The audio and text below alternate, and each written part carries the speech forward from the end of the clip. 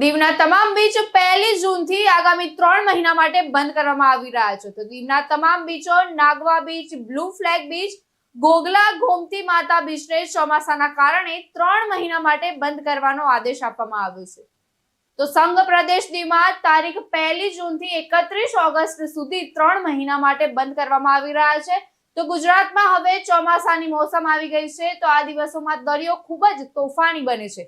તો દરિયામાં કરંટનું પ્રમાણ વધતા મોજા ઉછળે છે. તો આવામાં મુસાફરોની જિંદગી પર ખતરો રહે છે. તો લોકોના જીવને ખતરો ન રહે તે હેતુથી આદેશ કરાયો છે.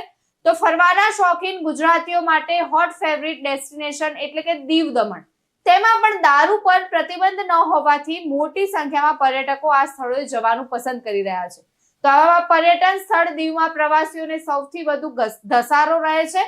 પરંતુ જો હવે તમે પણ દીવ જવાનું પ્લાનિંગ કરતા હોય તો નકામું છે, કારણ કે તમે દીવના તમામ બીચો પર આગામી 3 મહિના પગ પણ નહીં મૂકી શકો.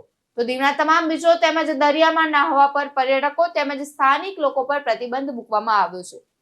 અબ્દુલ ગાંજી સાથે ચક્રવાત ન્યૂઝ, ઉના.